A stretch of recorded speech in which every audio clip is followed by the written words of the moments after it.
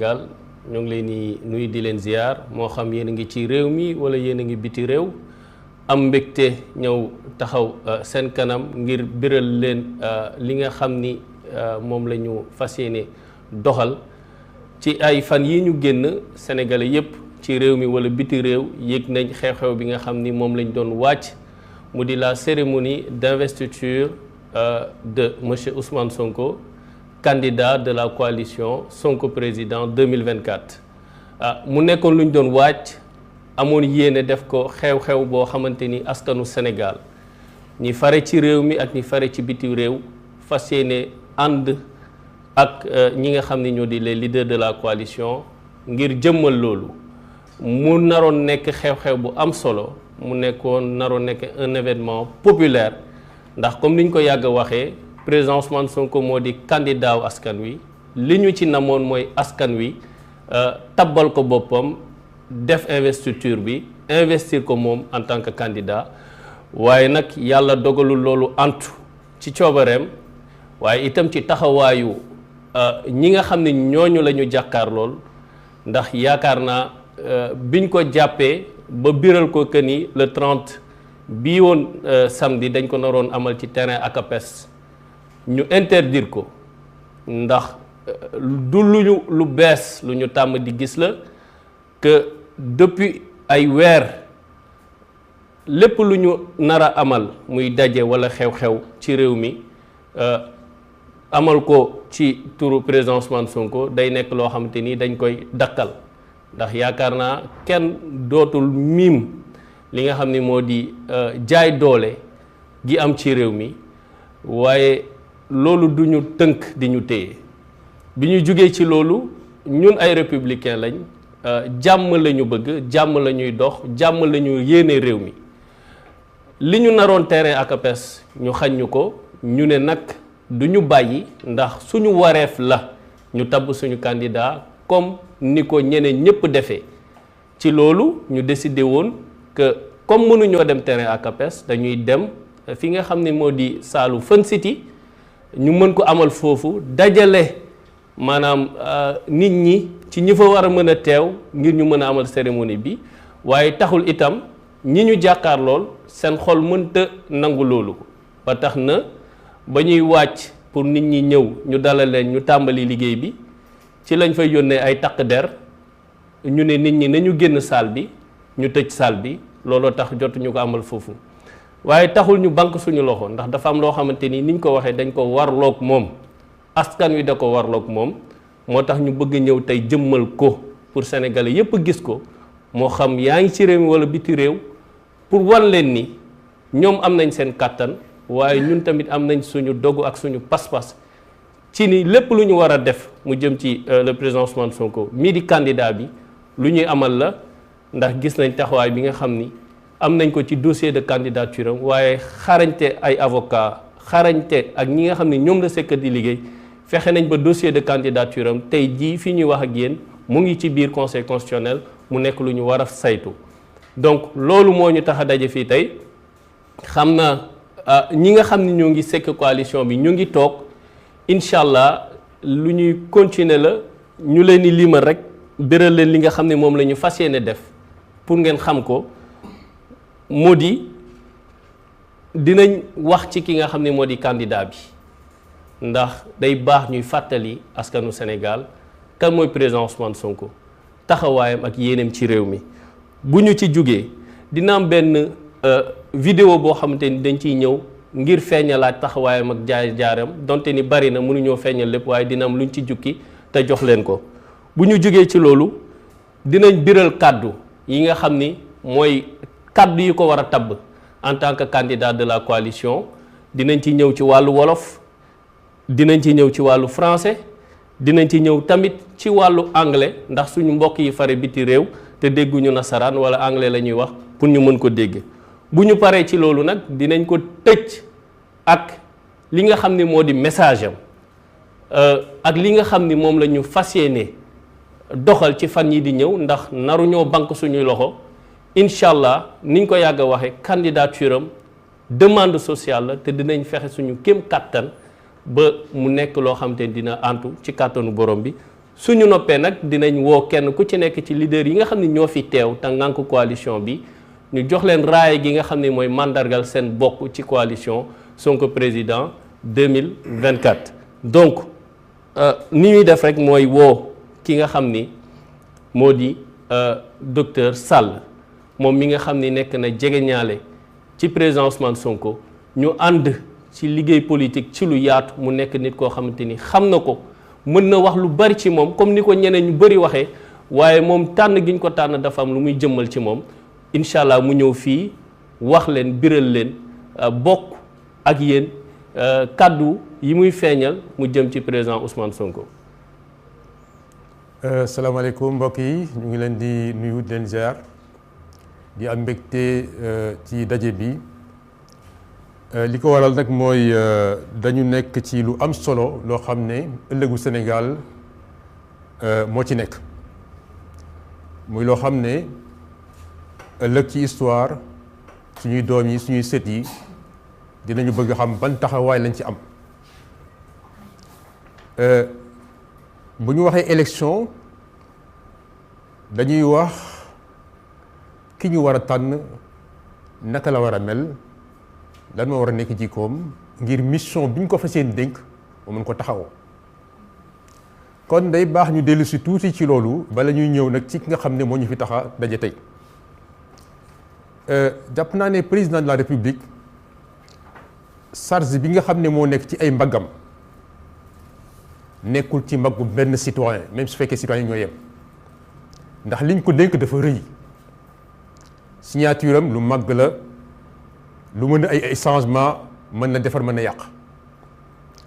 moo tax dañ ko war a saytu saytu boobu nag mi ngi tegu ci ay jikko yoo xam ne daf ko war a làmboo jikko yi mën na ci cité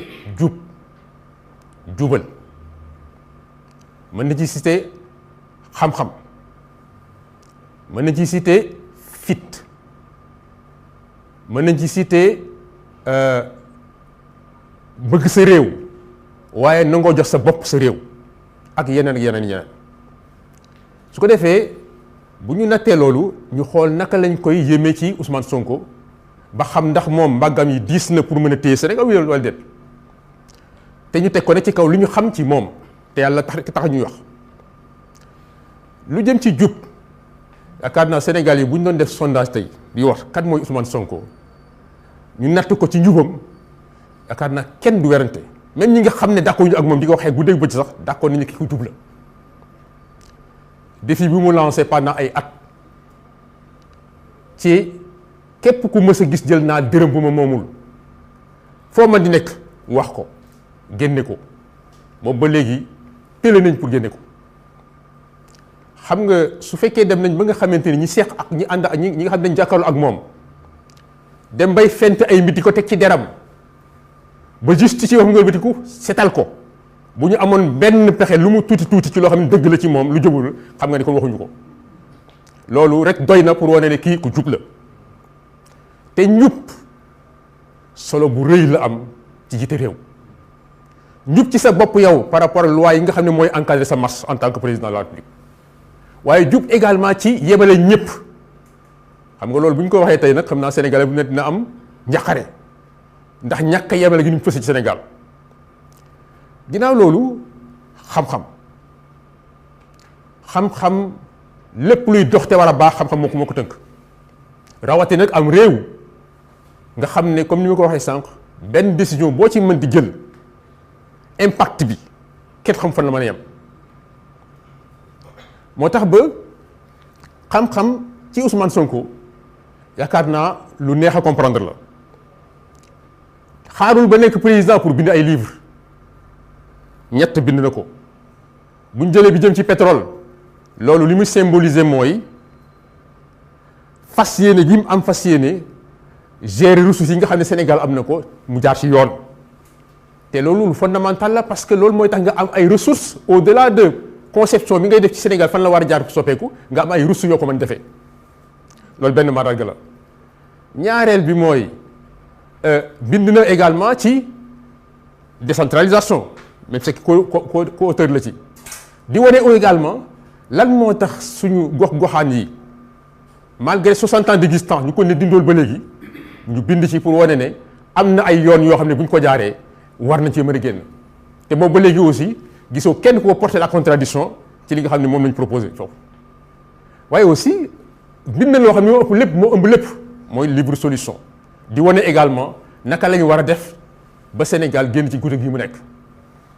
comme ni ma waxee sànq na su fekkoon dafa yem rek ci def ay proposition dañ naan ñëpp def nañ ko waaye li jafe mooy def ay proposition wane mooy yi ma soxla pour mën ko jëmmal loolu la def loolu mooy jëm ci xam-xam ndax Ousmane Sonko bëgg na Sénégal bëgg Sénégal mën naa weesu dem ba sa bakkan di xaj ci mbiri Sénégal ba ñu naan dina ci génn du ci génn ci loo xamante ni amoon na yeneen sañ-sañ yoo xam ne bu ko defoon tey kenn du ko waxati comme ñeneen ñu def rek kon Ousmane Sonko bëgg réewam jaral na ko ba bakkanam des ci te wane na ko ci njiit parce que di nga toll foo xamante ni say décision enjeu bi mu am soo amul fit ngir sa askan doo ko mën a def ku ne xam ne ni Ousmane Sonko li mu daj depuis lors ba léegi ku amul woon fit dellu na ginnaaw yàgg na kon jàmbaar la alors lii yëpp nag su dajee moo ne kon ñun ki ñu tax a toog fii au-delà de jëmmam muy Sénégal leer na ne attan na li nga xam ne moo lañ ko bëgg a dénk loolu moo tax d'ailleurs Sénégal yëpp riir jëme ci moom pour ne kii la ñu bëgg mu jiite ñu bëgg leen koo xañ kon mbokk yi loolu yëpp nag soo gisee ci kaw Ousmane Sonko man li ma xam ci moom gis nga en 2017 bi ñuy def campagne ñu dem Saint-Louis ñu ngi fa egg autour de entre 3h30 du matin et 4h du matin heure prière bi c'était à 5h30 6h une temps la ñu nelaw Ousmane Sonko jóg jàpp dem julli loolu ko amul doog doo ko def jàpp naa ne nag jikko yi ñuy wax ci moom maanaam ñàkk jël alal jàmbur bëgg sa réew mu jaral la ak yeneen ak yeneen yi ma ci fi tudd léegi làmbaay bi mooy gëm ne lii jaamu yàlla la wax da koy bari di wax ngeen koy dégg te muy dëgg amul lu gën a fort def sa kattan sa xalaat sa lépp pour que sa askan mën a soppeeku jóge ci situation bu jafe dem situation bu tane loolu jaamu yàlla bu rëy la xam na ko gëm na ko ci loolu la nekk aussi kon mbokk yi Ousmane Sonko wax dëgg yàlla suñu waxalee yàlla rek tax te parparloo taxul jëmmum ji du moo tax li mu làmboo te mu am njariñ Sénégal loolu moo tax ñuy wax moo tax ñuy woo nit ñi leen xamal nañu gën a gëstu te bés bu tànn jotee nañu seet li ñuy tànn nit du lor boppam lor sa bopp mooy tànn jot au lieu nga seet sa diggante ak li nga xamante ni moo la jëmale kanam ay yeneen yu la détourné la ba nga def leen loo xamante ni du sa njariñ moo ci nekk loolu gënul Ousmane Sonko daal wax dëgg yàlla moom nañu toog di wax ci moom lu bëree bëri damay joxe benn anecdote en 2017 toujours bi ñu commencé campagne bi dem nañu comme ni ma ko waxee sànq ba Saint-Louis après ñu dellu fa Dakar wala dem au sud ñu toog di añ benn jour mu ne ma docteur Sall de dégg naa da nga tawat yaa ngi koy nëbbu di forcé boobu maa ngi toog ak Diomaye ñu ngi ko waxee dama tiit ma ne kii fan la xamee lii parce que boobu j'ai une programmation d'opération mu ne ma nag il faut nga arrêter sa xeet sa xol yëpp mu ngi ci affaire bi loolu moo leen humanisme waa ji donc c'est-à-dire que moom du koy ñëwee rek mbir ci boppam day xool entourage bi est-ce que li ñuy defal ni amal njëriñ lan mooy seen xalaat ci li ñuy def il se préoccupe de soo gisee jeunesse bi topp ko loolu ci la bokk nit la loolu rek doy na nit la loolu rek doy na bëgg na Sénégal xam naa du ma guddal parce que am na ñenn ñu war a intervenir mais daal li ma mën a wax mooy ci lu gàtt Ousmane Sonko mbaax laa ko xamee te li may wax nii yàlla laa ko seedeel maa ngi leen di sant leen gërëm ñoo ngeen jëf.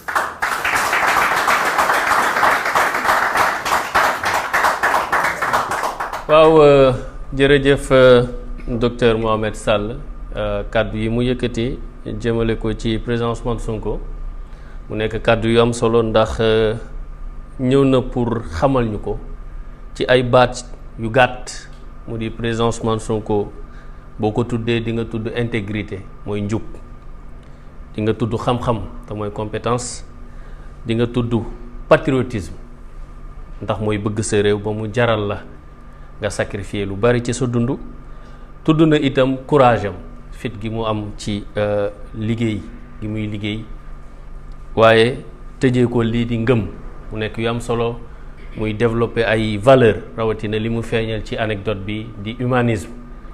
donc ci loolu la mënoon jukki ak keneen koo xamante ni yàgg nga sëkk ak moom ñii di ay anciens collègues ñii di ay nit yu mu sëkkal ci wàllu àdduna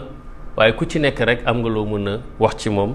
donc di ko remercier bu baax a baax ci kàddu yi. donc kàddu yooyu dañ ciy njëkk a woo ki nga xam ne mooy suñu frère El Hadj Malick Ndiaye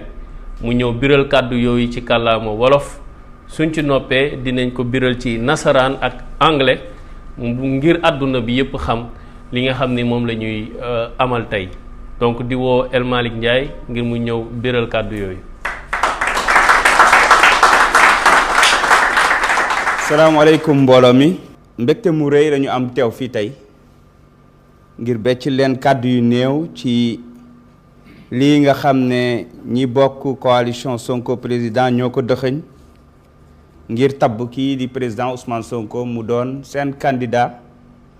waaye comme ñoom moomuñu ko ñoom rek waaye mu doon tamit candidat wu askan wi comme ni ko Ousseynou waxee gis ngeen ne bi ñu annoncé datu le 30 bi ba léegi li ci jot a xew yépp waaye ñëpp xam nañ ne président Ousmane Sonko niveau de résilience am ak résistance am daf ko mujj a tuuf wala wàll ñi nga xam ne moom lañ àndal ba tax na lépp loo ñu yaakaar ne dinañ ko def pour xañ ñu ko dinañ ko soppi ba nga xam ne maanaam faiblesse boobu day mujjee nekk force moo tax mbokk yi yéen ñi nga xam ne yéen fi teew waaye mbokk askanu Sénégal waaye mbokk aji bëgg réew yi ñu leen di wax les patriotes ñun waa coalition Sonko président dañu am mbégte ak yëg-yëg bu mag ngir tabb kii di Ousmane Sonko mu doon candidat coalition Sonko président ci jongante yi ñu dëkk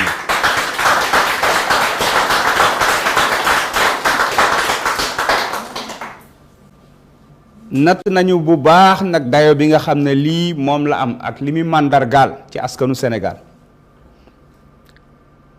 waaye tamit tegoo nañu ko ci suñuy mbagg wane ne kii nga xam ne mooy président Ousmane Sonko di panafricain ñëpp xam nañ ni mu mel ci Afrique ndax dimension weesu na Sénégal mën naa ne weesu na Afrique te tey ku gis dimension bi dayoom moom fi mu toll ak candidature am fi mu yegg ci àdduna bi xëy na kenn lañ ko ci mën a méngalee koo xam ne yeggoon na foofu mii Barack Obama mu nekk patriote convaincu maanaam aji bëgg réew bu mat sëkk waaye mu nekk ki nga xam ne mooy mandargaal Afrique gi nga xam ne dañ ko nelawal bu yàgg te Afrique googu yeewu fas yéenaa jël ëllëgam téye ko dox jëm ca kanam bokk ci continent yi ñu gën a naw yi gën a ñoŋ ci àdduna bi kooku may bëgg a wax mooy le candidat Ousmane Sonko ñi ko gën a jege di ko wooyee pros kon nag ñun ci fidélité honnêteté sincérité ak loyauté moo tax tey ñu jàpp ne xeex bii ñuy xeex ngir Sénégal doon Sénégal gu jóg Sénégal gu gën Sénégal gu ñoŋ Sénégal gu raw ay maasam doon na xeex boo xam ne mënu ci dellu ginnaaw benn yoon te mënuñu ci yox-yoxi xeex boobu nag suñu koy def suñu xel mënul ñàkk dem ci ñi nga xam ne seen bakkan dafa rot ci yoon wi ndax ba ñu ko tàmbalee ba léegi te ñoom Mariama Sagna ba fii ñu yegg si tey la ci rot ëpp na juróom benn fukki nit ñii ci événement mars 2021 ñii ci événement juin ak événement juin 2022 ak événement juin 2023 ñooñu nag dañuy xalaat seen ay njaboot seeni wayjur seeni soxna seeni rakk waaye di leen biral ne duñu leen mës a fàtte te xeex boobu ñu doon xeex ba loolu fekk leen ci nañ gëm ne ñun dinañ ko wéyal ba am ci ndam ngir Sénégal doon Sénégalu dëgg, ngir Sénégal doon Sénégal goo xam ne li ñëpp bokk ñëpp jot. suñu xel mënul ñàkk a dem ci lu ëpp junni nit yi nga xam ne dañ leen a nëbb jant bi ñu nekk ci kaso yi nga xam ne nguur gi moo leen fa dugal ci ak jaay doole, waaye ci gëm gu ñu gëm seen réew, gëm ko benn projet. te ñooñu ñu mën cee lim kii nga xam ne moom la ñuy tabb tey muy suñu candidat di président Ousmane Sonko ak mboolem ñi mu àndal. wax fa dëgg yàlla nag li nga xam ne fas yéene nañ koo def mooy génne Sénégal ci guuta gi mu nekk, waaye génne Sénégal ci loxo yi ko ŋànk ruut ko ci suuf ji ngir bañ mu jëm kanam, ñoo xam ne seen intérêt képp moo leen fi nekkal, ba tax nañu tabb seen benn candidat boo xamante ne nii dañ cee bëgg a jaar forcé wéy ngir di noot sénégalais yi, ngir confisquer votu sénégalais yi, maanaam ngir nangu bëgg-bëggu sénégalais yi nga xam ne dañoo bëgg a tànn kenn koo xam ne jàpp nañ ne bu ñëwee moom mooy delloowaat Sénégal, maanaam li wax jot sa réew, mooy tax nit ñi jotaat seen réew, mooy tax nit ñi mën a jot ci li ñëpp bokk. loolu nag bu ñu koy def ba tax ñi tabb suñu candidat bi, dañu koy wéer ci li nga xamante ne nii mooy constitution wu Sénégal mi ndeyi sart réew mi nga xam ne moo tënk lépp. ndax constitution boobu ci poñam bi ñuy wax 4 ak 29, maanaam article 4 ak article 29 ak L120 bu constitution bi ak L121 bu code électoral bi, moom moo wax naka la ñuy tabbee candidat. te ñun ñu tànn ci bi nga xam ne coalition bu ëmb, mbootaay gu ëmb ay kuréelu politique, ñoom ñoo koy tabb ngir mën a nekk président de la République. waaye yamu ñu ci loolu, parce que dañu jàpp ne président bi dafa war a nekk ku légitime, maanaam dafa war a nekk koo xam ne nit ñi jox nañ ko bopp ba pare nangul ko. moo tax ñu jàpp ne loolu di cérémonie d'investiture bi dañ ko war a def ci maanaam yamale, waaye dañ ko war a def ci anam yoo xamante ne ni kooku dinañ xam ne kuy respecter état de droit la, waaye ki respecter suñu ay institution la, waaye tamit dina am gis-gis bu soree sori ngir suñu ëllëgu réew. mbokk yi, président Ousmane Sonko ñëpp xam nañ ne parti bi mu bokk di Pastef, ñi naan ex Pastef, dañu ko investiroon balaa dara di xew. te ba ñu koy investir, maanaam ba ñu koy tànn mu doon suñu candidat, moom képp moo nekkoon candidat, keneen yëkkatiwul loxoom. waaye yamuñu ci loolu,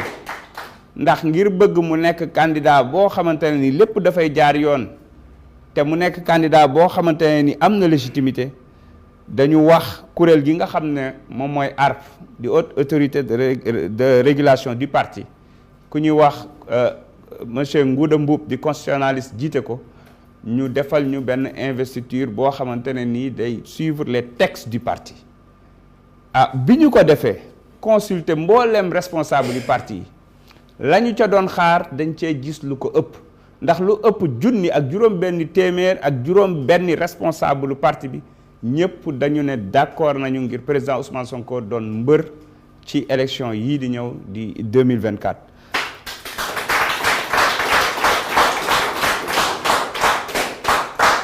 résultat yooyu nag nga xam ne am nañ ko mu koy woon lool suñu njort moo doon wane ne kii di président Ousmane Sonko wax dëgg yàlla lu koy teree nekk candidat yàlla sàkk ko ci mim réew. bañ ginnaaw ba ñu ko defee candidat, waaye sénégalais yi defal ko seen bopp candidat, dama bëggoon rek wax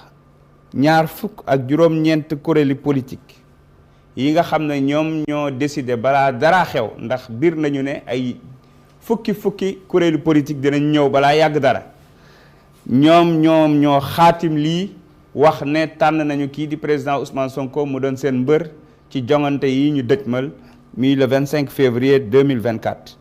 ñu mën cee jiital kuréel gu ñuy wax mouvement pour une citoyenneté engagée, àndu nawle, bi nga xam ne comme dañ fi am ay titres yu bees, kii di Mamadou Lamine Diante di ex candidat moom moo ko jiite.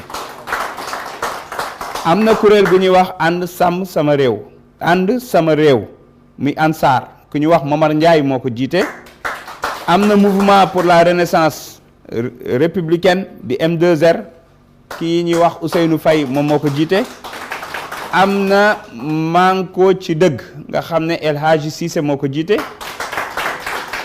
am na APJS ñu koy wax Alliance patriotique pour la justice et la solidarité nga xam ne Ousmane Diouf moo ko jiite. am na force citoyenne bi nga xam ne la Lyon Maïmouna Bousso moo ko jiite. Sénégal en tête Sénégal ca kanam Mouhamadou Moustapha Mbaba Guirassy. yoonu askan wi doyen Madiaye Mbodj. mouvement de la réforme pour le développement social di MRDS nga xam ne Mohamed Sall moo fi taxawoon léegi nii di wax bokk ci ñi ko jiite ànd ceeg Bara Diouf. coalition le peuple l'homme du peuple nga xam ne moom mooy Dame Mbodj jiite ko moom dafa muus nag mu tànn coalition le peuple maanaam moom dafa jël askan wi yëpp ne moom moo daf ko def coalition mooy coalition am waaw dafa mbong lool macha allah. Sénégal na fa di maître Mamay Diokou. am na tamit cadre de réflexion pour un développement intégral nga xam ne professeur Amidou Dat moo ko jiite. am na front national bu wuuteeg front national bi ñu xam nga xam ne Ali Gueye moo ko jiite. am na RPS di maître Abdinar Ndiaye. am na UFD Union pour le fédéralisme et la démocratie bu professeur docteur Mohamed Tete Diédhiou. am na wareef wi nga xam ne Seydou Guissé Sall moo ko jiite. am na bii nga xamante ne nii mooy PAS nga xam ne Serigne Gueye moo ko jiite. parti conservateur du Sénégal bu Aliou Cissé ñoom. grand mouvement citoyen nga xam ne Ndiaga Ndiaye la moom tey sax mu ngi amal foofu benn événement bu am solo bëggoon ñu teew ci waaye ni mu fa demee la. am na farlu nga xam ne baaraloo jot sa réew di un allié de première heure bu Serigne Bassirou Mbacké. union des forces patriotiques bu doyen maître Massokhna Kane. waaye ci biir dafa am aussi comme ex-Pastef dafa am ay ex-candidat te mën nañ ci lim kii di Birame Souleye Diop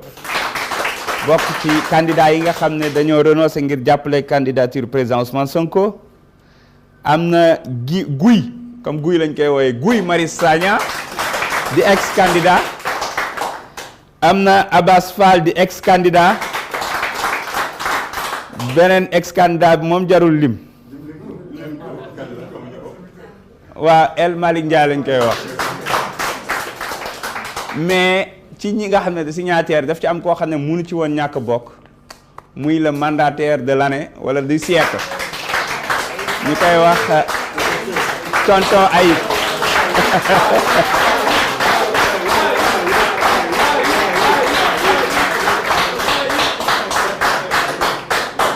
ñii mooy ñi nga xamante ne nii officiellement dañoo taxawal coalition bi di Sonko président 2024 désigné kii di président Ousmane Sonko mu nekk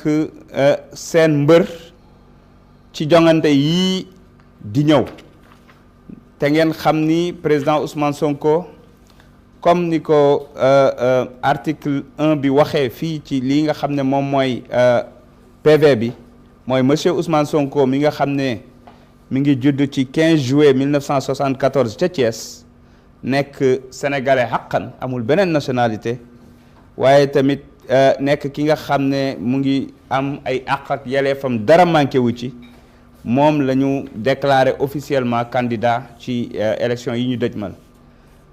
lii nga xam ne mooy kayit bi nga xam ne tënk nañu ko mooy mandargaal investiture bi. dinañ ko dëxëñ ci benn PV boo xamante ne ni candidat yépp a koy signé su ko defee dinañ ko tas ba ñëpp gis ko donc mbokk yi tey ci bés bi mujj ci atum 2023 31 décembre 2023 ci la ñu ñëw ngir fësal leen lii nga xam ne mooy mandargaal ne président Ousmane Sonko ginnaaw ba mu matalee lépp li ñu ko laaj incha allahu rabbi dina dem ci élection yi te am nañu yaqin ne bu ci demee premier tour mu labbali gaa yi sànni karawaas bi donc ñu ngi leen di sant di leen gërëm di leen jaajëfal bu baax jërë ngeen jëf merci. jërëjëf El Malick Ndiaye ci kàddu yi nga xam ni biral na ko mu di texte bi nga xam ni moo di tabb kii di le candidat Ousmane Sonko candidat de la coalition Sonko président 2024 mu ñëw ci wàllu wolof bi dañuy dugg ci wàllu français bi ànd ko ak ki nga xam ni moo di monsieur Moustapha Mbaba Guirassy jiite parti bi nga xam ni moo di Sénégal en tête donc ñu koy woo ngir mu ñëw def parti français bi. Chers invités, chers concitoyens, chers patriotes, je commencerai déjà par souhaiter au peuple sénégalais un nouvel an de 2024 tout simplement merveilleux. Une année faite de paix, faite de bonheur, une année pour le Sénégal, un Sénégal de prospérité, une année pour un envol du Sénégal et plus jamais que le Sénégal ne vive ce qu'il a connu ces dernières années.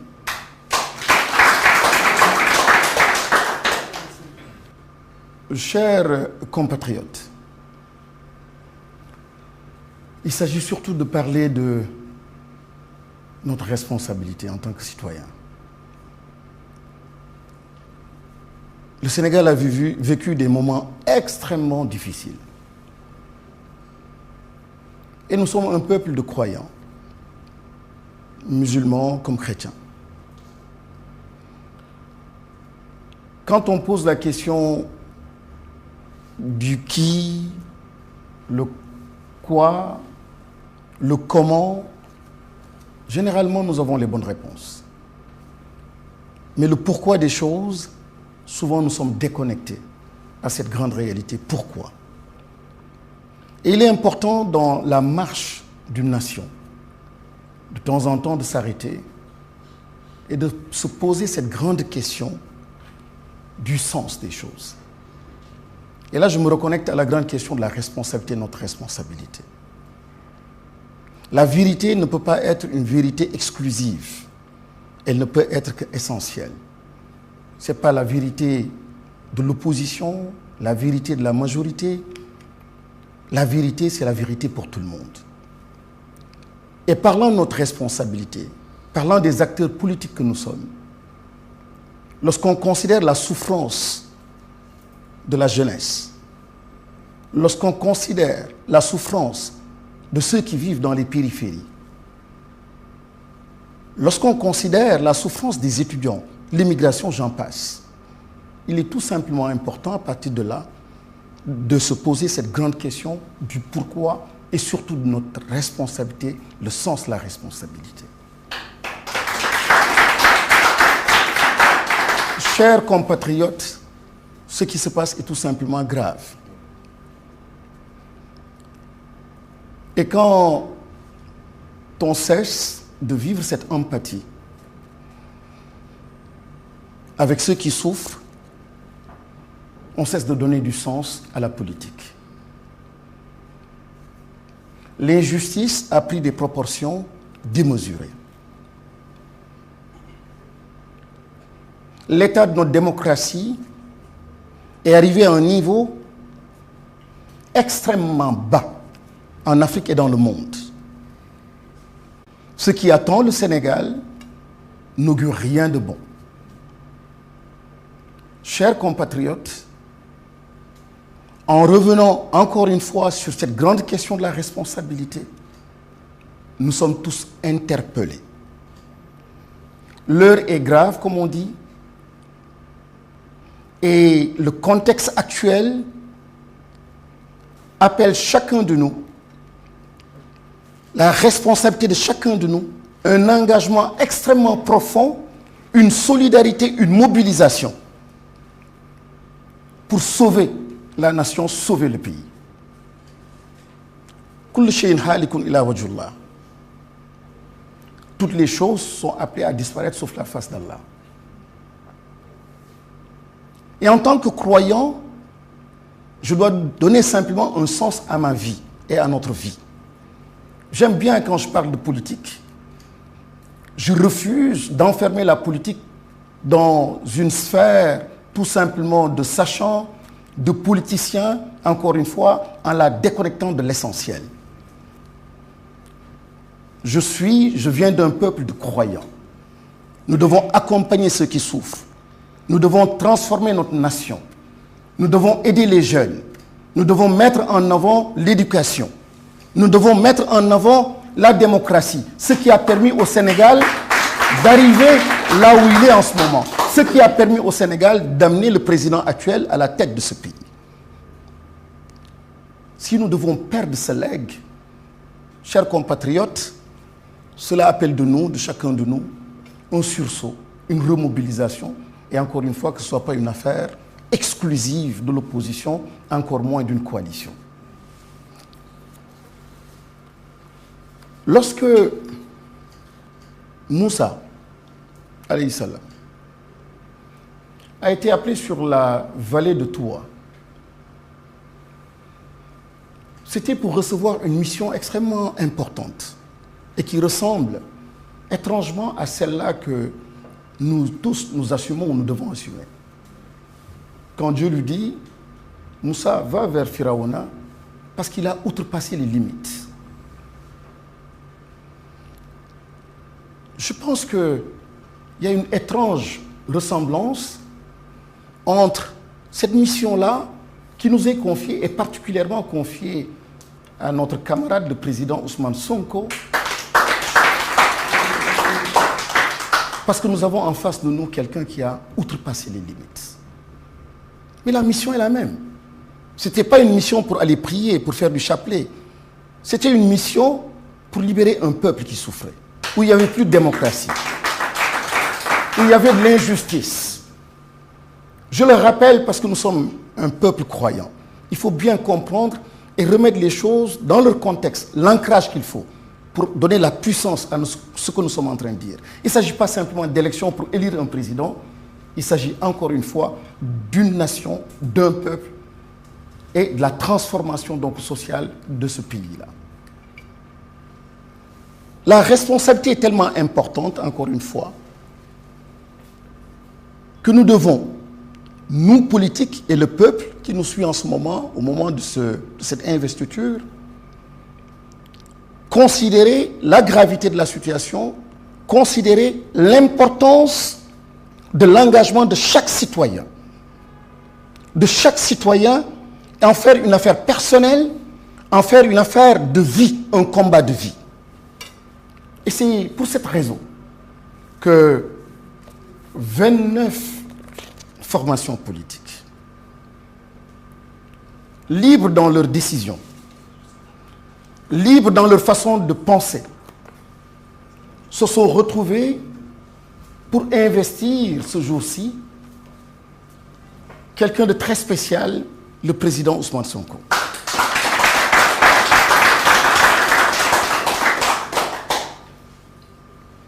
Le président Ousmane Sonko, parce que il est le symbole de la résistance. Le président Ousmane Sonko, parce qu'il est le président de la résilience. Et le symbole plutôt de la résilience. Le président Ousmane Sonko, parce que c'est le symbole du don de soi. Il a été comme une IRM, une radiographie pour le peuple sénégalais pendant 3 ans. Et durant ces 3 années d'épreuve, nous avons pu voir, toucher, palper et constater en fait partout où nous sommes malades. La justice, l'exécutif, le Parlement, les régulateurs sociaux, une partie de la société civile. Aujourd'hui, nous savons d'où nous sommes malades et nous devons cela à Ousmane Sonko.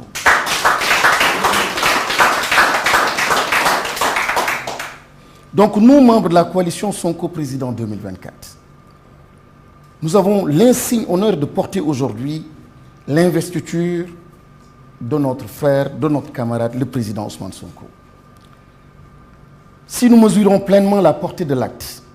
il faut reconnaître que la charge symbolique est encore plus forte avec une portée hautement historique dépassant largement nos frontières. Il nous faut ainsi assumer l'exaltante et redoutable tâche d'investir un grand leader panafricain, un digne fils du Sénégal, un grand patriote convaincu qui est symbole de l'éveil et du réveil et de l'envol du phénix africain. Nous avons nommé le président Ousmane Sonko. Nous voudrions le faire avec force, avec fidélité, honnêteté, sincérité, mais surtout par devoir de loyauté, dans le combat patriotique pour un Sénégal debout, meilleur et prospère. Nous le faisons aussi en la mémoire de tous les soldats du patriotisme, de la démocratie et des libertés, à tous ceux qui sont tombés sur le champ d'honneur, tous ceux qui ont été privés de liberté parce qu'ils défendaient aussi des libertés. Nous en appelons au sens de la responsabilité de tous pour que leur sacrifice ne soit jamais oublié. À leurs familles, leurs parents, nous transmettons nos pensées, nos prières et notre gratitude. La seule véritable reconnaissance que nous pouvons leur rendre, c'est de libérer le Sénégal du joug des fossoyeurs de la République. C'est de libérer le Sénégal du joug des autocrates, des autoritaires. La seule façon de leur être reconnaissant, c'est d'aller dans le sens d'une véritable mobilisation pour une construction d'un État de droit respectueux des libertés et garantissant une bonne gouvernance démocratique. Considérant que l'investiture officielle d'un candidat par une coalition de partis politiques constitue une démarche démocratique, et cela à la simple lecture des dispositions de la Constitution et du Code électoral, considérant qu'en vertu des articles 4 et 29 de la Constitution et L121 du Code électoral, l'investiture officielle d'un candidat à l'élection présidentielle par une coalition de partis politiques est une des options préalables et nécessaires pour être candidat à la présidence de la République. Considérant que le prix de la procédure d'investiture du président Ousmane Sonko tient au principe de légitimité et de légalité, et ce dans un contexte de discrédit et de déliquescence de l'état de droit et des institutions, voire plus largement de l'action publique, considérant que la cérémonie d'investiture du président Ousmane Sonko présente une spécificité qui découle d'une aspiration profonde du peuple sénégalais, mais aussi d'un véritable exercice de démocratie interne aux formations politiques et citoyennes initiatrices de cette cérémonie. Considérant que la cérémonie d'investiture du président Ousmane Sonko est une marque attentive ou d'attention plutôt solennelle à tous les courants démocratiques, représentatifs, participatifs, délibératifs, directs, semi-directs et d'opinion. Considérant que cette cérémonie d'investiture du candidat de la coalition Sonko président Ousmane Sonko trouve son origine dans le processus d'investiture effectué par les patriotes le 13 juillet 2023 qui avait réuni au total 1606 suffrages valablement exprimés par l'ensemble des votants au niveau des différentes coordinations départementales et de la diaspora, considérant que les résultats obtenus dépassent toutes les espérances, avec tous les votes en faveur du candidat Ousmane Sonko couronnant le succès inéluctable du leader des patriotes, considérant qu'il y a dès lors lieu de constater que la candidature du président Ousmane Sonko a reçu définitivement dans l'esprit et le cœur des Sénégalais et dans le paysage politique une adhésion commune et massive, considérant que 29 formations politiques présentes, et je commencerai par l'Union des forces patriotiques, l'UFP, de Maître Massokhna Kane. Parmi ces 29, le cadre de réflexion pour un développement intégral du professeur Hamidou Date et l'Alliance des patriotes pour la justice et la solidarité de Ousmane Diouf. Le mouvement pour une citoyenneté engagée, Andou Nawlé de Mamadou Lamine Dianté, ex-candidat, And Sam Réumi, Ansar de Momar Ndiaye, le mouvement pour la renaissance républicaine M2R de Ousseynou Faye, Manko Tchideg de El Cissé, Force citoyenne de Maïmouna Bousso, Sénégal en tête de Moustapha Guirassi, ex-candidat, Yonou Askanui Madiaye Mbodj, Mouvement de la réforme pour le développement social MRDS de Bara Diouf, la coalition Le Peuple de mon cher ami Dambodj, Sénégal Nafa de Maître Mamaye Diokou, le Front National de Ali Gueye, le RPS de Maître Abdi Ndiaye, l'UFD, Union pour le fédéralisme et la démocratie de Dr Mohamed Tete Diédhiou, Waref Oui de Seydou Guissé Sall, le PAS, le Parti africain pour la souveraineté et la solidarité de Serigne Gueye, le Parti conservateur du Sénégal, Alioune Cissé, le grand mouvement citoyen GMC de Ndiaga Ndiaye, Farlou de Baralo, Djotsareo de Bassirou Mbaké, Aïb Dafé, mandataire ex-candidat, Guy Marius Sagnan, ex-candidat, il y a beaucoup de ex, hein? El Malik Ndiaye, ex-candidat, et Biram Souley Diop, ex-candidat. Abbas Fall, donc ex-candidat. Ils ont tous ces partis, toutes ces formations politiques, ont officiellement mis en place la coalition président, Sonko président 2024. Et tous ces partis désignent le président Ousmane Sonko comme candidat, non seulement pour la dite coalition, mais candidat à l'élection présidentielle de 2024. Il déclare ses partis. Article 1. Monsieur Ousmane Sonko, né le 15 juillet 1974 à Thiès, exclusivement de nationalité sénégalaise, jouissant intégralement de ses droits civils et politiques, et officiellement investi et déclaré candidat de la coalition Sonko président 2024 à l'élection présidentielle du 27.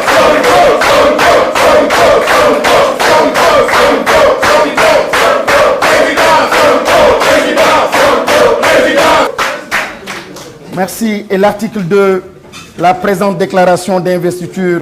sera consignée dans un PV signé par les membres de la coalition et publié partout où besoin sera. Mais, chers compatriotes, je ne peux pas terminer cette allocution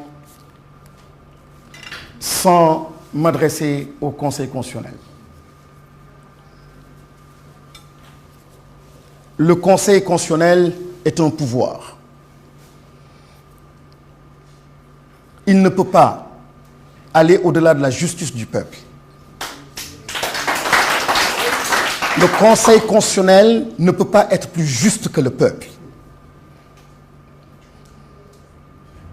Le Conseil constitutionnel a le redoutable devoir la redoutable charge de rééquilibrer les pouvoirs, le Conseil constitutionnel a la redoutable mission de ramener la paix dans ce pays. Le Conseil constitutionnel a la redoutable mission de redorer le blason de la justice. Je disais tout à l'heure, et la conscience historique, elle est importante. Il y a des juges qui ne sont plus. Il y a des présidents qui ne sont plus. Il y a beaucoup d'êtres humains qui ne sont plus de ce monde. Mais la conscience historique, c'est poser des actes qui pénètrent le futur. C'est poser des actes qui sont durables, qui sont éternels, qui transforment, qui rendent heureux, même après votre vie. Le Conseil constitutionnel a ce redoutable devoir. Il n'a pas le droit de mettre une vérité exclusive, fût-elle celle d'un président en exercice, au-dessus de la vérité de tout un peuple. Le Conseil constitutionnel ne peut pas fouler du pied les décisions de justice qui ont rétabli le droit. Et dans des conditions, dans un contexte extrêmement difficile, mais le droit a été dit. La justice s'est relevée au nom de la dignité du peuple, redonner au peuple sénégalais toute sa dignité, toute sa fierté. La justice nous a permis de revivre ces moments. Et ce Conseil constitutionnel, nous attendons cela encore du Conseil constitutionnel, jusque le droit soit dit. L'avenir dépend de ce Conseil constitutionnel. La paix dépend de la décision du Conseil constitutionnel. On ne peut menacer une institution judiciaire. Loin de moi, cette idée. Mais je me réserve le droit de dire ce que je pense être mon droit et ma part de vérité. Et ma part de vérité, c'est que le droit a été dit. Ma part de vérité, c'est qu'une joute électorale, sans le président Ousmane Sonko, rendrait illégitime, pour 5 ans encore, tout autre président qui serait installé. Une joute électorale sans la participation du président Ousmane Sonko voudrait tout simplement dire que le processus électoral est vicié et que le peuple peut se réserver le droit de refuser tout scrutin, tout résultat qui serait issu de ce vote-là si le président Ousmane Sonko n'était pas candidat. J'ai du respect pour nos institutions. Et très sérieusement, très sincèrement, je respecte ma justice. Je sais que le droit sera dit. Je sais que le droit sera dit. Et je sais qu'à la tête de cette institution, ils sont des Sénégalais comme nous. Les mêmes valeurs de dignité, de Dieu. Les mêmes valeurs de croyants. Et je sais qu'ils pensent à la postérité. Le droit sera dit et Ousmane Sonko sera candidat.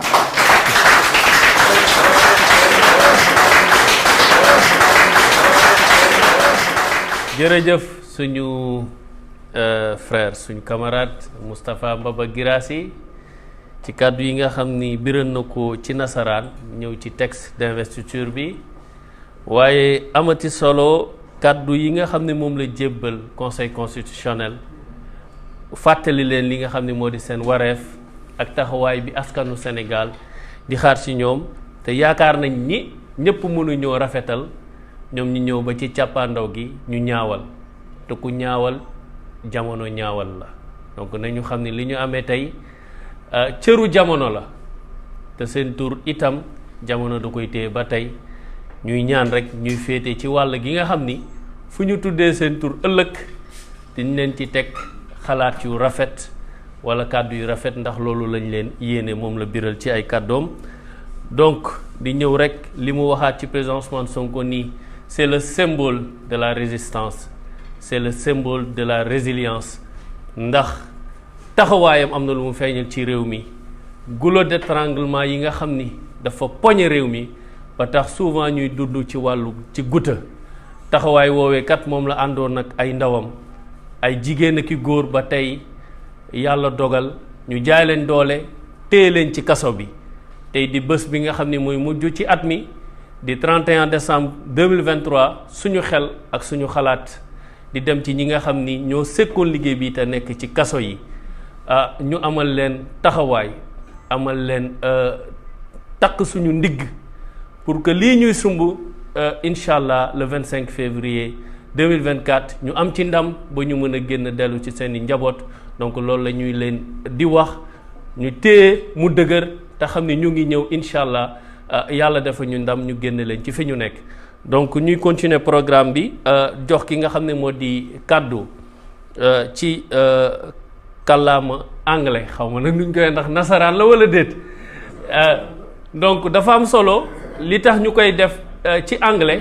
ndax yàggul ci jamono yii fan yi ñu génn fële ci États-Unis dafa am ñaari sénateur yoo xamante ni dañu bind kayit gu am solo yóbbu ko ci Sénat bi wax ci jalgat yi am ci réewum Sénégal ni ñuy fowee àq ak yelleef ni ñuy xañee ñi nga xam ne ñoo sëkk géopolitique bi wala ay acteurs de la société civile ni ñu leen di jaayee doole di leen xañ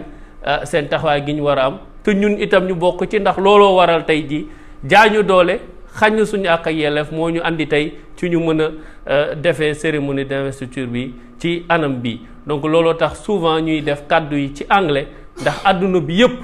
yàlla dafa dogal ku nangoo ku nangu ku bëgg ak ku bëggul àdduna bi yépp ci Sénégal guddi ñu toll nii baatu wala turu Ousmane Sonko la ñuy déglu donc jox kàddu gi suñu frère Dame Mbodj ngir mu ñëw biral kàddu yooyu texte d'investiture bi ci anglais. Okay, good evening, ladies and gentlemen. I'm really glad and honored to be given the opportunity to address the Senegalese community and the international community, as the MC said. Today, we are in front of a great situation. We are going to the inauguration of the greatest candidate of Senegal for next elections. And that candidate is named Mr. Ousmane Sonko. Ladies and gentlemen, members of the coalition, dear guests, dear fellow citizens, dear patriots, we members of the coalition Sonko President 2024 have the honor to bear today the inauguration of President Ousmane Sonko as the 5th President of Senegal in 2024.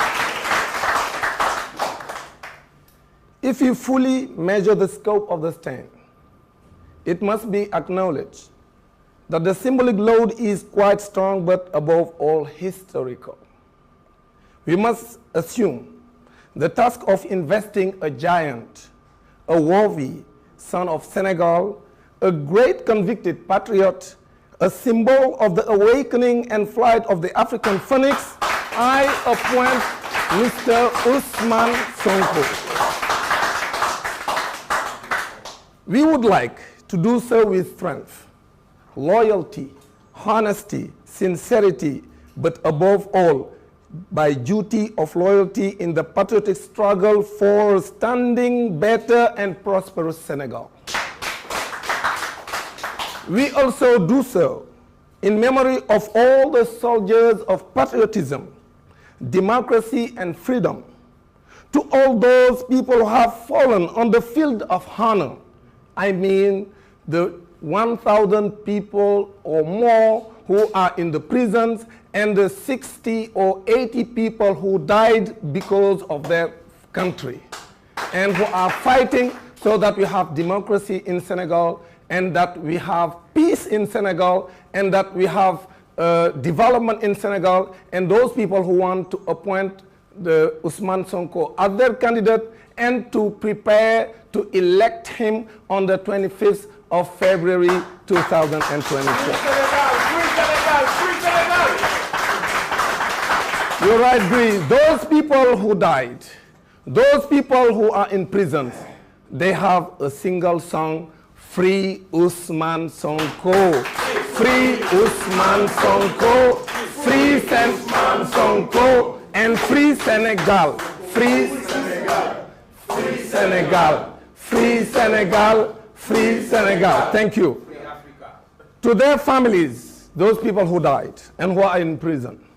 to their parents, we convey the thoughts, our prayers, and our faithfulness. The only real gift we can give them is to free Senegal from the yoke of autocrats like President Macky Sall and his team, authoritarians, to build a rule of law that respects freedoms and guarantees good democratic governance. Considering that the official appointment of a candidate by a coalition of political parties constitutes a democratic tool, subject to the simple reading of the provision of the Constitution and the Electoral Code, considering that pursuant to Articles 4 and 29 of the Constitution and L121 of the Electoral Code, the official nomination of a candidate in the presidential election by a coalition of political parties is one of the prior and necessary options for holding the presidency of the Republic. Considering that the choice of the procedure of inauguration of President Ousmane Sonko is based on a technique of legitimacy and legality at a time of discredit of many political formations, and even more broadly of political action in our country, considering that President Ousmane Sonko and its technique has a certain specificity, but also and above all a genuine dose of originality in the Senegalese political landscape. Considering that the initiation technique of President Ousmane Sonko is an attentive and solemn mark of a democratic current, considering that this technique of investing the candidate of President Ousmane Sonko coalition, Ousmane Sonko has its origin in the investing process carried out by the Patriots on 13th July 2023, and a total of 1,606 votes validly cast by all voters at the level of the different departments, coordinators, and the diaspora. They have decided to present and to introduce Ousmane Sonko as their candidate for the next election.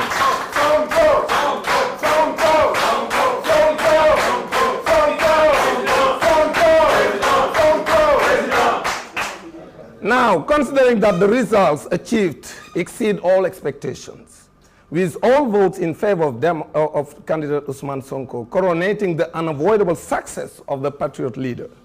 considering at the end that it is therefore appropriate to note that the candidacy of President Ousmane Sonko has finally received common and massive support in Senegal head and the political head landscape, bearing in mind that the 29 political parties and associations present, that the list has already been given by my predecessors, I don't need to come back on them, formally established the President Sonko 2024 coalition, considering that Ousmane Sonko has been designated as the candidate of the said coalition. Article 1, Mr. Ousmane Sonko, born on 15 July 1974 in Thiès, exclusively of Senegalese nationality, enjoying his full civil and political rights, is officially invested and declared candidate of the Sonko President Coalition 2004 in the presidential election of 25 February 2024.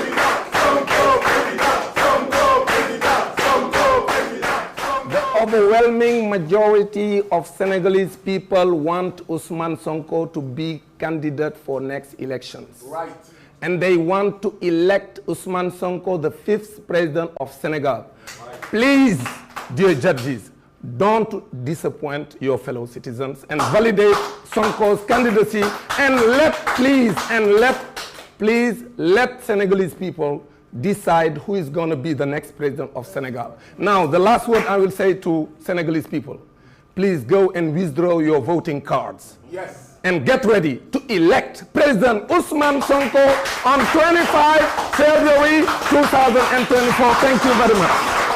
Thank you. Thank you very much, Dame, for your kind and bright words toward President Ousmane Sonko. And I hope that the international community will get your words. So, thank you very much.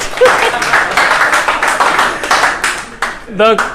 jërëjëf Dame, kàddu yi am na solo. Ñu continuer di wéyal li nga xam ne moo di jotaay bi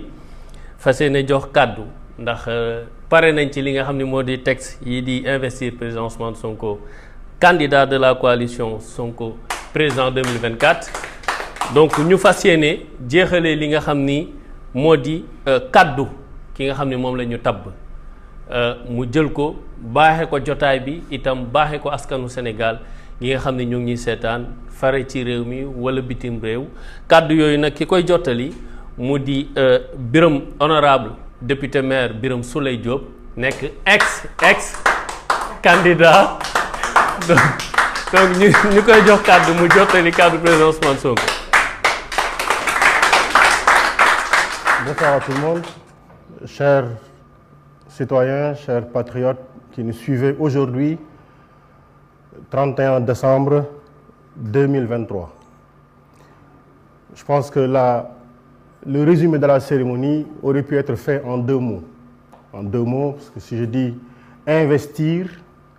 et investiture. Investir parce qu'il s'agit de mettre toute son énergie dans une action, dans une activité, dans un projet. Ousmane Sonko a passé les 10 dernières années de sa vie avec ceux qui ont cru en lui à s'investir dans cette mission pour redorer le blason du peuple et faire du citoyen sénégalais un homme fier qui irradie le développement du pays et du monde. Le clou de cette mission a toujours été notre ambition de participer à un choix définitif. Il s'agit du choix qui va intervenir le 25 février 2024 et pour lequel le second terme intervient, c'est l'investiture qui, nous le savons tous, est l'acte par lequel un parti ou une coalition de partis désigne officiellement un candidat à une fonction élective. Et c'est lui que 29 organisations ont choisi pour y être. Il faut dire que nous tenons ici, là et maintenant, à exprimer notre profonde gratitude à l'ensemble du peuple sénégalais qui a massivement soutenu le président Ousmane Sonko pour toutes les épreuves qu'il a traversées injustement, détenues aujourd'hui par le régime de Macky Sall. Alors que nous l'investissons officiellement aujourd'hui et que nous lançons les activités de la coalition Sonko Président 2024, nous ne pouvons oublier, comme cela a été dit et répété, les militants et sympathisants assassinés ou arbitrairement détenus dans les geôles du tyran. Face à un régime dictatorial qui a tenté d'entraver toutes les activités politiques qui ont été faites au nom du président Ousmane Sonko ou de la coalition ou de ceux qui ont voulu travailler avec lui, nous entendons aujourd'hui répondre de la manière la plus démocratique possible. Chers militants, chers sympathisants,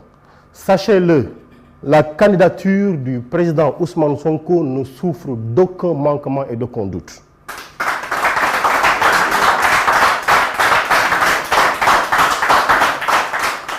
Ayez foi, ayez confiance. Son dossier est un dossier béton. Et c'est l'occasion pour nous, en son nom, de féliciter tous les hommes et femmes qui ont travaillé pendant 10 ans et qui ont travaillé ces derniers jours, ces derniers mois, pour nous offrir une candidature aussi sérieuse. Et pour défendre cette candidature, il nous est important de faire un rappel que nous pensons utile. Il s'agit encore de 3 choses. Il s'agit de l'humain, il s'agit du temps et de la responsabilité. L'humain parce que c'est un homme qui choisit, c'est un homme qui travaille. Il a beau s'appeler citoyen, il a beau s'appeler patriote, il a beau s'appeler républicain, il a beau simplement s'appeler fonctionnaire ou juge ou magistrat, il n'est simplement qu'un humain. Ousmane Sonko a assumé son humanité en apportant un projet. Il s'est battu pendant 10 ans pour qu'on connaisse la réalité de ce projet-là. Aujourd'hui, les Sénégalais se sont appropriés du projet. Aujourd'hui, il y a 2 autres humains que je voudrais appeler au nom et pour le compte du président Ousmane Sonko. Le premier, c'est le militant, c'est le citoyen, c'est simplement le Sénégalais qui a envie que le Sénégal change. Il y a 2 mots qui lui sont destinés. Mais l'autre humain, c'est celui qui tranche, le juge. On a parlé du juge. Je rappelle que les symboles de la justice, c'est une femme, le visage voilé, portant un sabre et une balance. Pour quelle raison? Une femme, pour tout ce qu'elle représente en termes de justice, en termes d'équité, en termes d'amour de son peuple. Pourquoi le foulard sur les yeux? Pour simplement dire son impartialité.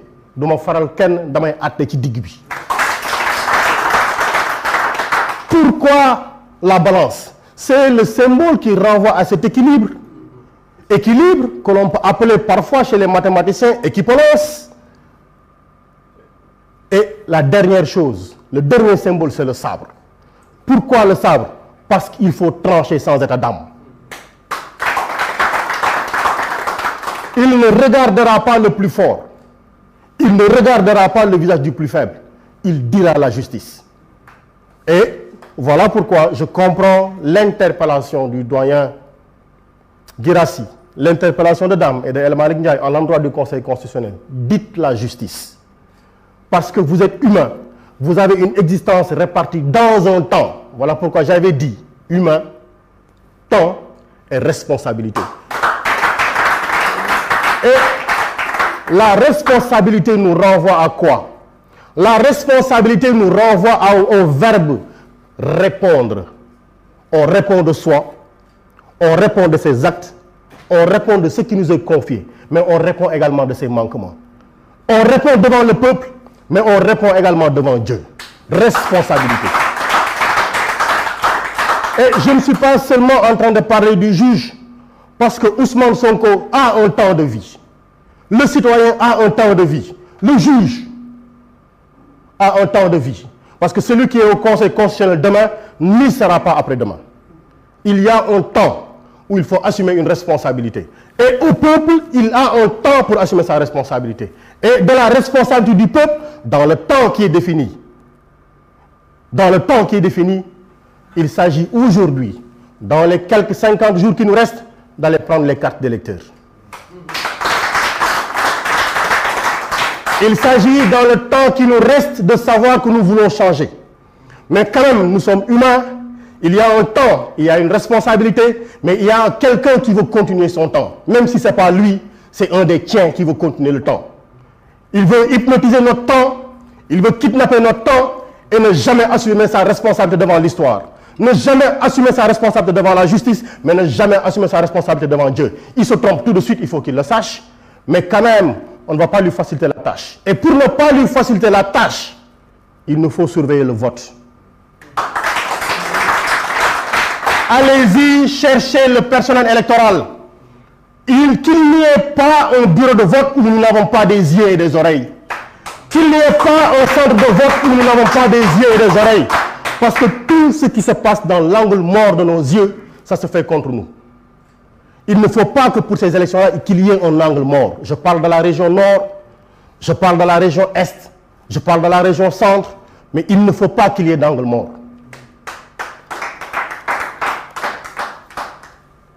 On nous a interdit d'investir Ousmane Sonko à ACAPES comme il l'avait fait au 15 juillet en pensant que c'était fini. Mais il ne sait pas, lui, Macky Sall, que nous avons blanchi sous le harnais. Les coups de boutoir, les armes à feu, les grenades lacrymogènes, le sang de nos frères qui tombent que nous voyons du matin au soir. La prison ne nous décourage pas. Nous, quand on baisse les pieds, c'est pour marcher encore. Quand on tombe, c'est pour nous relever. Nous ne tomberons jamais. Et la victoire est proche, mais nous ne sommes pas prétentieux. Et parce que nous ne sommes pas prétentieux, Nous avons encore choisi de lui dire, vous nous avez interdit d'avoir accès au Fun City, mais ici on sera au Fun.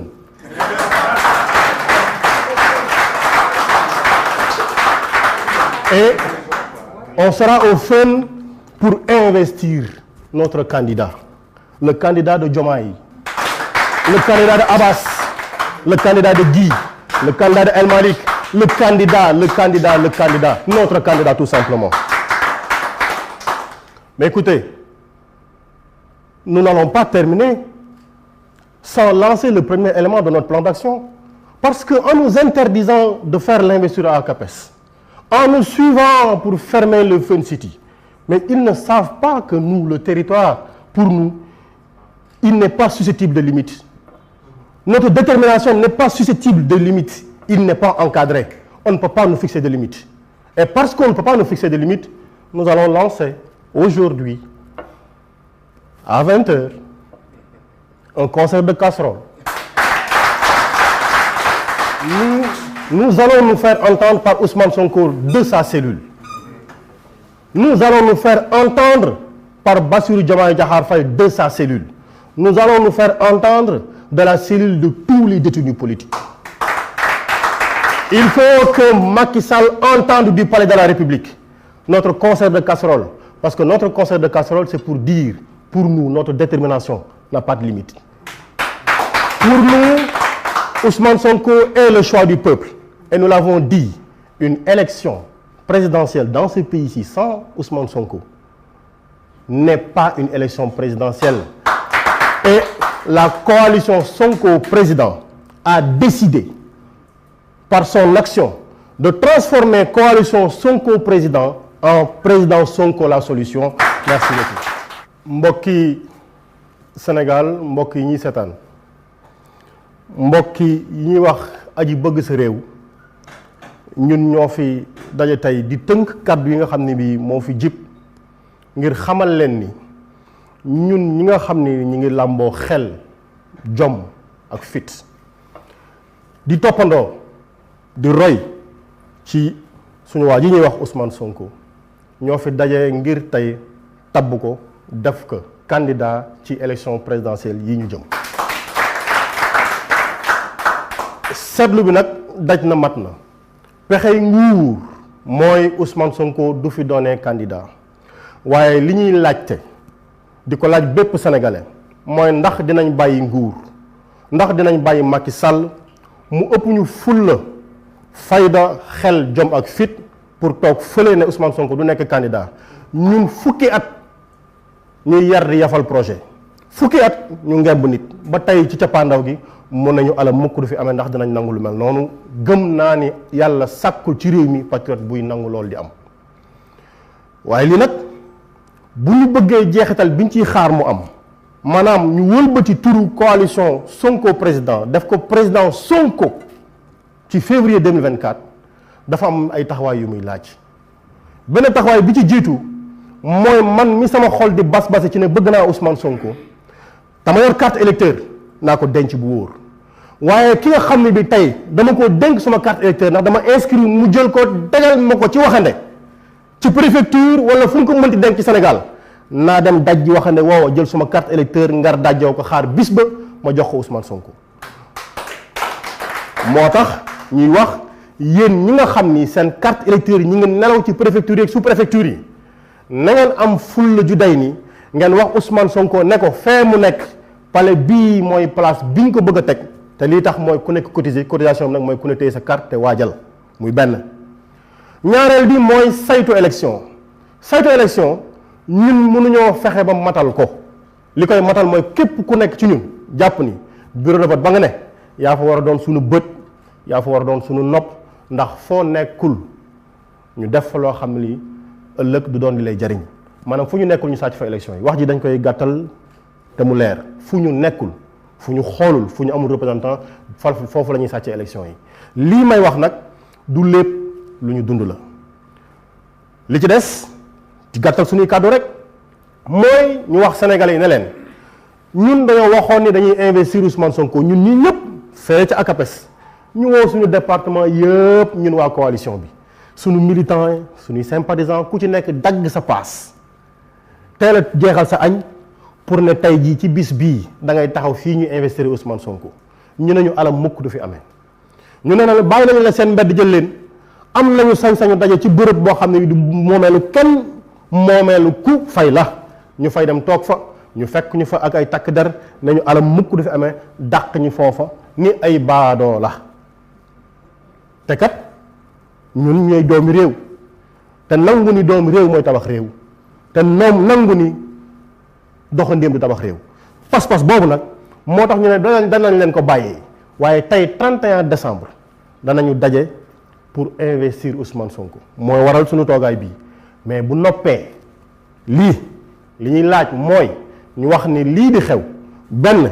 ci li ñu bëgg a xañ danañ leen wan ni ñun suñu pas-pas romb na fépp foo takk ñoom seen pas-pas ngir yàqal ñu ñun suñu pas-pas pour defar Sénégal romb na leen fanweer di dem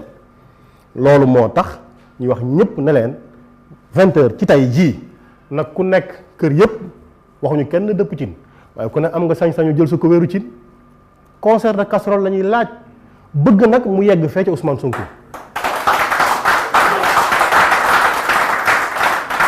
bëgg nañu mu yegg ci Bassirou Diomaye Diakhar Faye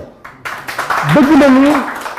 mbokk yi nañ ko fëgg ba lalu bépp détenu riir mais yemoo ca loola nañ ko fëgg ba kenn du dégg kii fii jógee di dem ñu fas yéene koo diral cin kenn du dégg li muy wax ndax soxla ñoo tàggoog moom salaamaaleykum wa rahmatullah.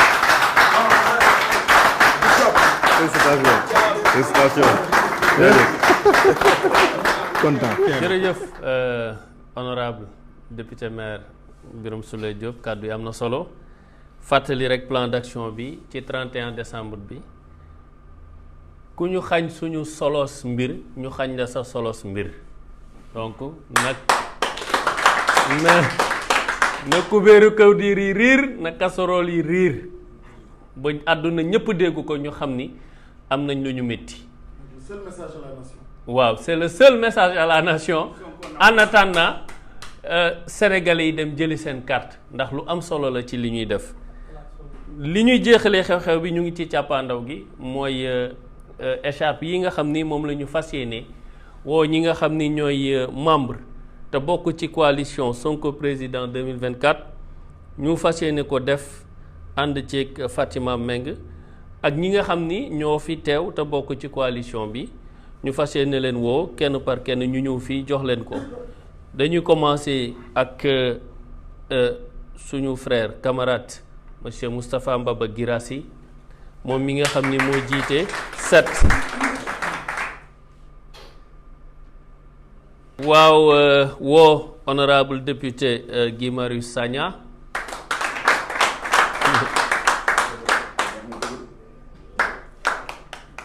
woo monsieur Mamadou Lamine Dianté moom mi jiite mouvement pour une citoyenneté engagée Andu Ndawle woo monsieur Ousseynou Faye M2R donc moom su noppee dina agsi woo monsieur Ousmane Diouf moom mi jiite APJS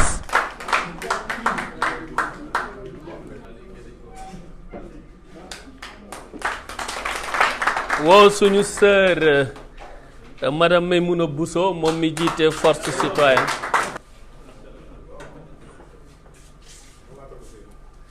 waaw suñu frère monsieur Ousseynou Faye M2R ñu jox ko mu ñëw taxaw Madieye Mbodj mi jiite yoonu askan wi doyen Madieye Mbodj nekk mag mu am solo ci suñu liggéey di ko ñaanal yàlla gudd fan woo monsieur docteur Mohamed Sall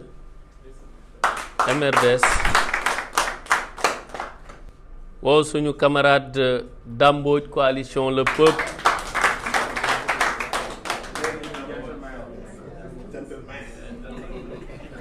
ñuy woo monsieur Ali Gueye moom mi nga xam ne moo jiite Front National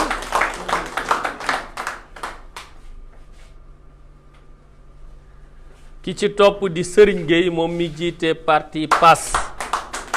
moo ñu nar a jox PAS bi ñuy yóbbu ca ndam li 2024 incha allah woo nag ki nga xam ne ku ñu ràññee la muy tonton Ayib ni ko xale yi di waxee ci réseaux sociaux yi mandataire du candidat président Ousmane Sonko.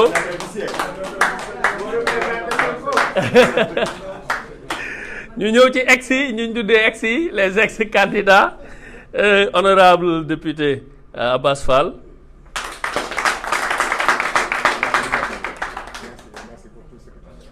woo suñu frère El Malick Ndiaye ex candidat.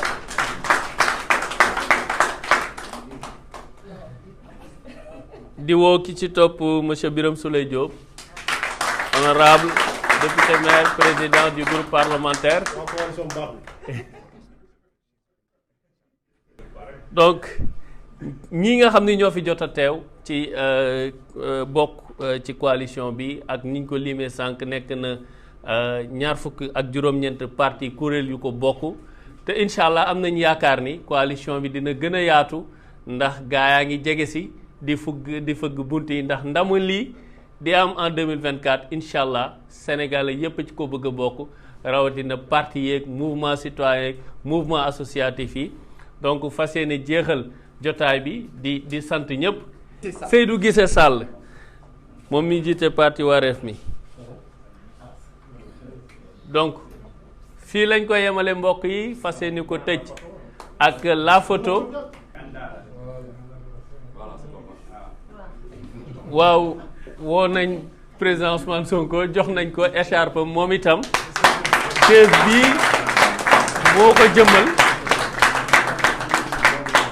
di ñaan yàlla mu génn gaaw ñëw toog ci en tant que 5e président de la République du Sénégal. fi ñuy tëjee rek mooy benn vidéo boo xamante ni dinañ ko wane mu jëmaat rek ci président Ousmane Sonko ak taxawaayam ak li nga xam ni mooy géewu politique bi bu ñu ci noppee dinañ ñëw def li nga xam ne moo di photo famille bi di leen fàttali nag naka sorol yi riir bu baax a baax